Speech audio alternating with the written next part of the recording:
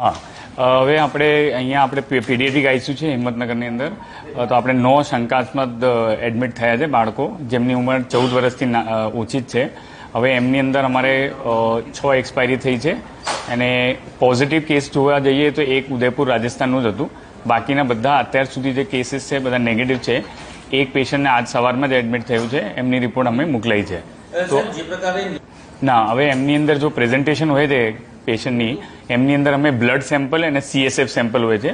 એ sample અમે GBRC Gandhinagar મોકલતા હોય છે અને ઓલમોસ્ટ લાઈક 9 to 10 વાયરસીસ જો કોમન હોય આ સિઝનની અંદર, તે બધા વાયરસનો ટેસ્ટ થાય, ઇન્ક્લુડિંગ ચાંદીપુરા વાયરસનો. બીજા વાયરસીસ હોય છે like Japanese encephalitis, herpes simplex, Zika virus, dengue, chikungunya virus, બધા વાયરસનું ટેસ્ટિંગ થાય. તો જો કોમન વાયરસીસ છે એ બધાના ટેસ્ટ નેગેટિવ આવે છે. એટલે પોસિબલ છે કે આ સિઝનને પ્રમાણે કોઈ અનનોન વાયરસ હશે જો કે ચાંદીપુરા લાઈક બિહેવ કરે છે, એનું જો પ્રેઝન્ટેશન છે એઝ એ એનું જે ઇફેક્ટ આવે છે બાળકો ઉપર એ ચાંદીપુરા જેવું જ હશે.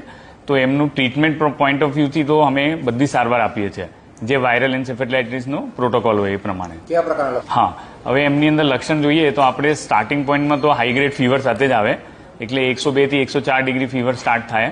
પછી એમને વોમિટિંગ થાય, વોમિટિંગ પછી અમુકને ઝાડા બી હોય અને પછી ખેંચ આવવા ચાલુ થાય અને એમની એટલે આમનું જો પ્રેઝન્ટેશન ઓલ્ટર સેન્સોરિયમ થાય, એટલે કે અમુક બેભાન સ્થિતિમાં આવે, અમુક કોમામાં બી આવે, એટલે એવા આવે છે. હા, હવે એ છે ને તો વાયરસ જે છે એ ડાયરેક્ટલી બ્રેનની અંદર એટેક કરે છે. તો બ્રેનનો પેરેન્કાઇમ હોય છે, ન્યુરોન્સ હોય છે બ્રેનમાં.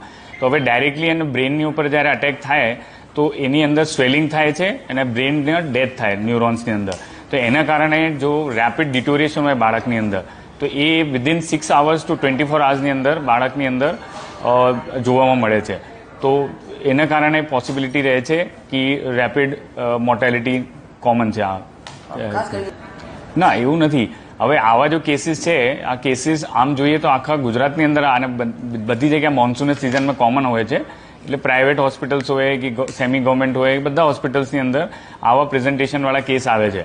તો એ બધા લોકો ટેસ્ટિંગ માટે તો મોકલતા જ હોય છે. તો mostly virus may not be present, એટલે ચાંદીપુરાને સિવાય બીજા બી વાયરસ હોઈ શકે, પણ એનું જે ટ્રીટમેન્ટ પ્રોટોકોલ છે એ બધાને સરખા જ હોય છે. કાલે જ અમે વાત કરી હતી, GBRCની અંદર મેડમ છે ત્યાંના હેડની જોડે વાત કરી હતી. તો અમે કીધું હતું કે જો 9 to 10 વાયરસ જે આપણે કોમનલી આપણે ટેસ્ટ કરીએ છીએ એ હજી નેગેટિવ આવે છે, તો પોસિબલ છે કે કોઈ બીજા વાયરસ હોય તો એમની અંદર એક્સટેન્શન ટેસ્ટનું થોડા એક્સટેન્શન કરી શકાય.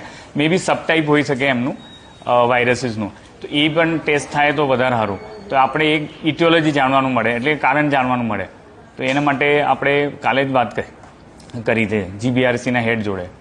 એની અંદર જ્યારે બાળક આ પ્રેઝન્ટેશન સાથે આવે તો અમે બધા ટેસ્ટ લેતા હોય છે, બ્લડનું ટેસ્ટ, યુરિનનું ટેસ્ટ, એક્સરે પ્લસ મણકાનું ટેસ્ટ, CSFનું ટેસ્ટ. એમાં જો કોમન મલેરિયા હોય, ફાલ્સીફોરમ મલેરિયા આ ટાઈમ પર, ટ્યુબરક્લોસિસ હોય, બીજા ડેન્ગ્યુ વાયરસ, ચિકનગુનિયા વાયરસ, બધા વાયરસનો ટેસ્ટ કરી લેતા હોય છે.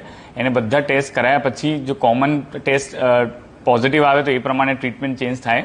અધરવાઇઝ ટેસ્ટ નેગેટિવ આવતા હોય તો અમે GBRCમાં મોકલતા જ હોય છે બ્લડના CSF સેમ્પલ. સુધી કોઈ આવા જો અમે જો બાળકને સસ્પેક્ટ કર્યા હતા એમાંથી કોઈને બી ડેન્ગ્યુ પોઝિટિવ નથી અને મલેરિયા પોઝિટિવ હોય કે આવા કોમન TBના કોઈ એવા સિમ્ટમ્સવાળા હોય એ નથી આવ્યા. હવે એ વાયરસ છે ને મેઇનલી તો આપણે રૂરલ એરિયામાં જ જોવા મળે, ગામડામાં. એટલે કે કાચા ઘર હોય, લીપણવાળા ઘર હોય, એમની અંદર સેન્ડફ્લાઈઝ હોય છે, જે કોમન બ્રીડિંગ સાઇટ છે. હવે ત્યાં જો સેન્ડફ્લાયનું બ્રીડિંગ આપણે કંટ્રોલ કરીએ તો આપણે ચાન્સ છે કે આપણે બાળકો જો 14 વર્ષથી નાના બાળકો હોય એમ લોકોની ઇમ્યુનિટી કમ્પેરેટિવલી ઓછી હોય મોટા માણસ કરતાં. તો એ લોકોને આ માખી કડે નહીં, એને માખી ના કડે તો સિમ્ટમ્સ સ્ટાર્ટ ના થાય અને બાળકોને આપણે રોકથામ કરી શકીએ. ડૉક્ટર આશીષ જૈન, હું હેડ ઓફ ધ ડિપાર્ટમેન્ટ છું, પીડિયાટ્રિક, જીમસ, હિંમતનગર.